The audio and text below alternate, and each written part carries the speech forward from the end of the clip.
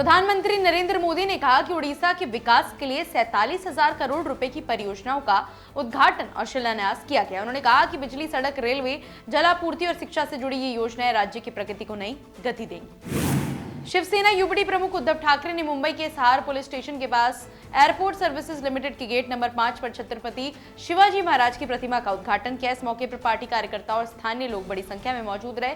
कार्यक्रम में शिवाजी महाराज के योगदान और आदर्शों को याद किया गया।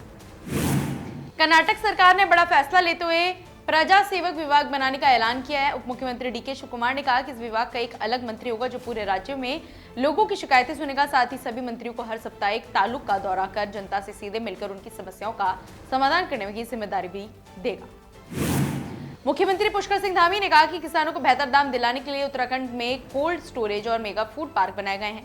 राज्य में महक क्रांति नीति भी लागू की गई। वहीं 2.75 लाख महिलाएं लखपति दीदी बनकर महिला सशक्तिकरण की मिसाल पेश कर रही है। केंद्रीय मंत्री पीयूष गोयल ने कहा कि प्रधानमंत्री नरेंद्र मोदी के 12 साल का कार्यकाल विकास, जन कल्याण और भरोसे की नई कहानी। उन्होंने कहा कि मोदी ने राष्ट्र प्रथम के मंत्र के साथ योजनाओं का लाभ अंतिम व्यक्ति तक पहुंचाने का काम किया है। गोयल के मुताबिक G7 शिखर सम्मेलन समेत वैश्विक मंचों पर प्रधानमंत्री मोदी ने भारत की प्रतिष्ठा और प्रभाव को और मजबूत किया है। उत्तर प्रदेश के मुख्यमंत्री योगी आदित्यनाथ ने 221 विकास परियोजनाओं का लोकार्पण और शिलान्यास किया। उन्होंने कहा कि बुंदेलखंड अब विकास का मॉडल बन रहा है और हर घर तक पेयजल पहुंचाने का काम जारी है। योगी ने ब्रह्मोस मिसाइल निर्माण को नए भारत की ताकत बताया।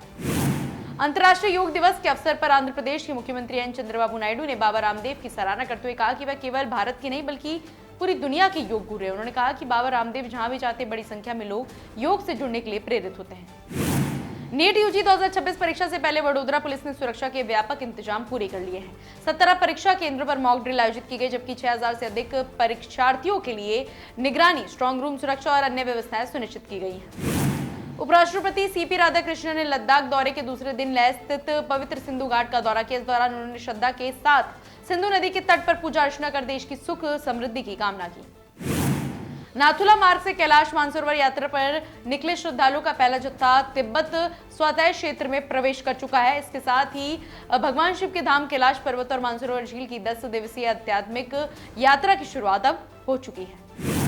केंद्रीय मंत्री प्रहलाद जोशी ने हुबली धारवाड़ में 175 करोड़ रुपए की लागत से बन रहे खेल परिसर परियोजना का निरीक्षण किया। उन्होंने कहा कि प्रधानमंत्री नरेंद्र मोदी के मार्गदर्शन में शुरू की गई ये परियोजना क्षेत्र के लिए एक महत्वपूर्ण पहचान और विकास का प्रतीक बनेगी।